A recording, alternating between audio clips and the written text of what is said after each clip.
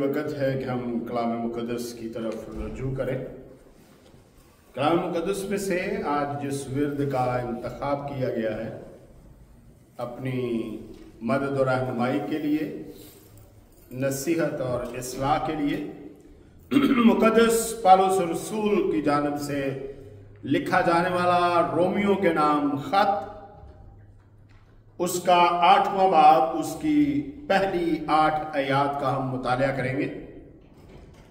मुक़द्दस पौलुस रसूल की जानिब से लिखा जाने वाला रोमियो के नाम खत, उसका 8वां बाब, उसकी पहली आयत से लेकर 8वीं आयत तक कलाम मुक़द्दस में यूं मरकूम है। बस अब जो मसीह में हैं उन पर सजा का हुक्म नहीं, क्योंकि जिंदगी के रूह की शरीयत ने मसीह यीशु में मुझे गुनाह और मौत की शरीयत से आजाद कर दिया। इसलिए कि जो काम शरीयत जिस्म के सबब से कमजोर होकर ना कर सकी, वो खुदा ने यानी उसने अपने बेटे को गुनाह आलूदा जिस्म की सूरत में और गुनाह की कुर्बानी के लिए भेजकर जिस्म में गुनाह की सजा का हुक्म दिया, ताकि शरीयत का तकाजा हम में पूरा हो, जो जिस्म के मुताबिक नहीं बल्कि रूह के मुताबिक चलते हैं। क्योंकि जो जिस्मानी हैं वो जिस्मानी बातों के ख्याल में रहते हैं, लेकिन जो रूहानी हैं वो रूहानी बातों के ख्याल में रहते हैं। और जिस्मानी नियत मौत है, मगर रूहानी नियत जिंदगी और इत्मीनान है। इसलिए कि जिस्मानी नियत खुदा की दुश्मनी है, क्योंकि ना तो खुदा की शरीयत के ताबे है ना हो सकती है, और जो जिस्मानी है वो खुदा को खुश नहीं कर सकते। खुदावंद इस कलाम के सबब से मुझे और आप सबको बड़ी बरकतों से नवाजें। आइए दुआ करें।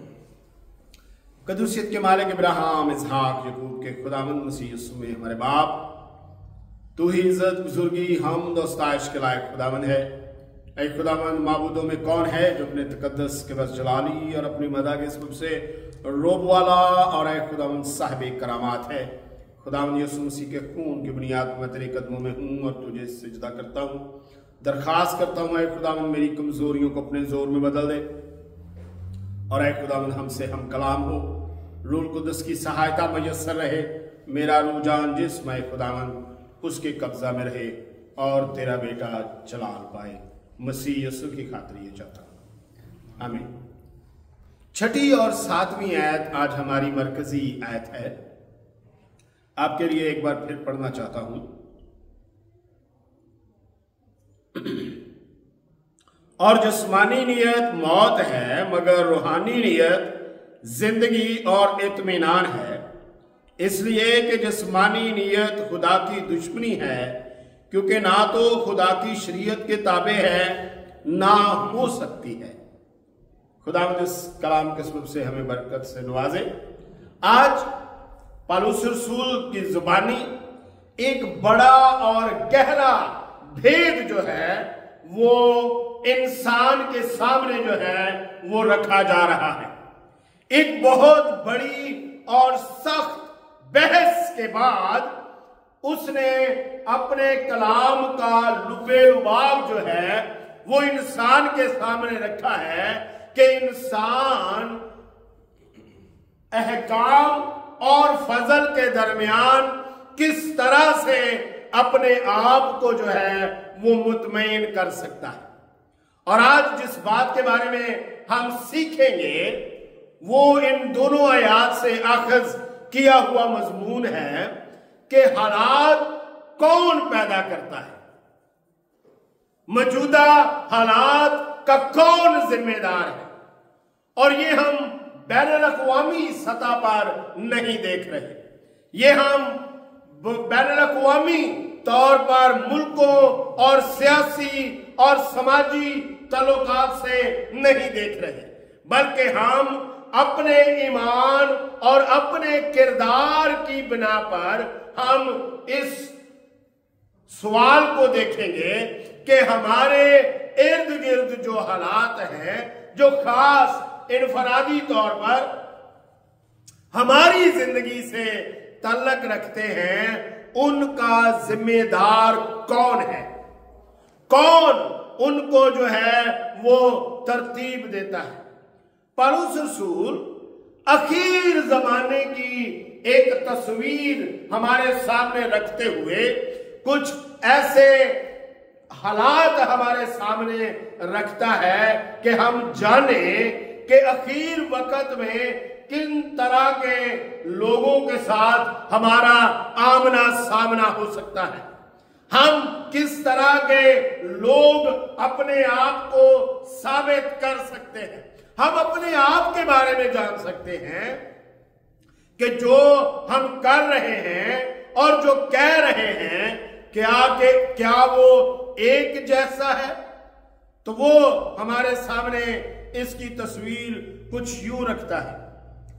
دوسرا تموتھیوس اس کا 3 باب اس کی پہلی 4 آیات، لیکن یہ جاننا کہ اخیر زمانہ میں برے دن آئیں گے، کیونکہ آدمی خود غرض، زردوست، شیخی باز، مغرور، بدگو، ماں باپ کے نافرمان، ناشکر، ناپاک، طبعی محبت سے خالی، سنگ دل، تہمت لگانے والے، بے ضبط، تند مزاج، نیکی کے دشمن، دغا باز، ڈھیٹ، گھمنڈ کرنے والے، خدا کی نسبت عیش و عشرت کو زیادہ دوست رکھنے والے ہوں گے۔ وہ دینداری کی وضع تو رکھیں گے مگر اس کے اثر کو قبول نہ کریں گے۔ صرف زبان سے الاپتے رہنا، اپنے ایمان کا اظہار کرنا اور عمل میں اس کو نہ لانا، یہ اس اخیر وقت کی بڑی نشانی جو ہے وہ ہمارے سامنے پالوس رسول رکھتا ہے۔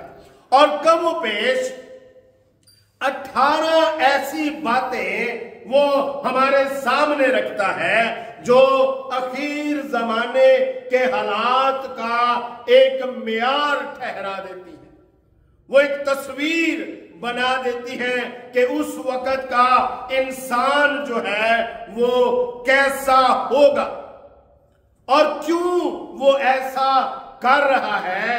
اس لیے کہ خدا جو ہے وہ اس کو اس طرف جو ہے وہ لانے کے لیے اس کے ساتھ یہ تمام معاملات جو ہیں وہ رونما ہو رہے ہیں۔ ہمارے ارد گرد کے انفرادی حالات کے بارے میں بات کر رہا ہوں، بین الاقوامی یا سیاسی حالات کے بارے میں بالکل بات نہیں ہم کر رہے، بلکہ ہم ان حالات کی بات کر رہے ہیں جو انفرادی طور پر ہمیں درپیش ہیں، انفرادی طور پر جو خلا ہے ہمارے درمیان، اس کی بات کرنے کی ہم آج کوشش کر رہے ہیں کہ ان حالات کا ذمہ دار کون ہے۔ تو 3 طرح سے جو ہے یہ حالات ہمارے ارد گرد جو ہیں وہ رونما ہوتے ہیں۔ نمبر 1، انسان اپنے افعال سے ایسے حالات پیدا کرتا ہے۔ وہ اگر اچھے افعال سر انجام دے گا تو اس کے ارد گرد اچھے حالات جو ہیں وہ اس کا گھیرا کریں گے، اچھے حالات اس کو گھیر لیں گے۔ لیکن اگر وہ برائی کی طرف جائے گا تو برے حالات اس کو گھیر لیں گے۔ حکمت کا بادشاہ بڑی خوبصورت انداز کے اندر اس بات کو کہتا ہے، نرم زبان ہڈی کو توڑ دیتی ہے اور سخت زبان کیا کرتی ہے؟ لازمی بات ہے، جھگڑا پیدا کرتی ہے۔ اور پھر وہ کہتا ہے جب انسان کی روشیں خداوند کو پسند آتی ہیں تو وہ اس کے دشمنوں کو بھی اس کا دوست بنا دیتا ہے۔ تو پہلا ہم نے دیکھا کہ انسان اپنے حالات کا خود ذمہ دار ہے، اور خدا نے بڑی خوبصورت بات کہی۔ پہلے تخلیق شدہ شخص کے پہلے عالم کے دو بھائیوں کے درمیان اس نے قائن سے کہا تیرا منہ کیوں بگڑا ہے؟ اگر تو بھلا کرے تو کیا مقبول نہ ہوگا؟ تو مقبولیت کے لیے بھلا کرنے کی ضرورت ہے، اور نفرت، جدائی اس کے لیے بھلا نہیں ہوگا تو یہ چیزیں پیدا ہونا شروع ہو جائیں گی، اور حالات اس طرح کی کروٹ لے گئے کہ اس کے ہاتھوں سے اس کے چھوٹے بھائی کا خون ہو گیا، اور سزا کے طور پر وہ اس زمین سے نکال دیا گیا، خدا کے حضور سے رد کر دیا گیا۔ تو ہم نے سیکھا کہ پہلے پہل انسان جو ہے وہ ان حالات کا ذمہ دار جو ہے وہ ہوتا ہے، اور نمبر دوسرے کے اوپر ہے ابلیس بھی حالات پیدا کرتا ہے۔ ہم دیکھتے ہیں باغ عدن کے اندر جب ایک جوڑا خوش و خرمی کے ساتھ رہ رہا تھا، خداوند میں وہ بڑھ رہا تھا، بڑی اچھی نگہبانی اور باغبانی جا رہی تھی، لیکن ایک دن ایسا ہوا کہ ایک دشمن جو ہے وہ اس جگہ کے اوپر ہوا کے ساتھ مخاطب ہو کر اس کو ورگلاتا ہے، اور وہ شجر ممنوع کا پھل جو ہے وہ کھا لیتی ہے اور آدم کو بھی دیتی ہے، اور یوں آدم نافرمانی کا مرتکب ٹھہرتا ہے، اور خداوند اسے عدن سے نکال دیتے ہیں، کیونکہ اس کی ترجیحات میں چند ایسی باتیں شامل ہو گئی جو خدا کی نفی کرتی ہیں۔ تو دوسرا ہمیں پتا چلا کہ حالات جو ہے وہ ابلیس پیدا کرتا ہے تاکہ ہم خداوند کے ساتھ وابستہ نہ رہ سکیں، اور تیسرے نمبر پر جو ہے وہ ہے کہ حالات جو ہے وہ خداوند جو ہے وہ ہمارے ارد گرد جو ہے وہ پیدا کرتا ہے تاکہ وہ سزا اور جزا دے سکے۔ جنہوں نے بھلا کیا ہے ان کو جزا دے، اجر دے، اور جنہوں نے برائی کی ہے انہیں وہ سزا دے۔ اور خدا جب حالات پیدا کرتا ہے تو پولس رسول لکھتا ہے کہ وہ کس طرح سے اثر انداز ہوتا ہے۔ دوسرا تسالونیکیوں دوسرا باب اس کی 11ویں اور 12ویں ہے۔ اسی سبب سے خدا ان کے پاس گمراہ کرنے والی تاثیر بھیجے گا تاکہ وہ جھوٹ کو سچ جانے، اور جتنے لوگ حق کا یقین نہیں کرتے بلکہ ناراستی کو پسند کرتے ہیں وہ سب سزا پائیں گے۔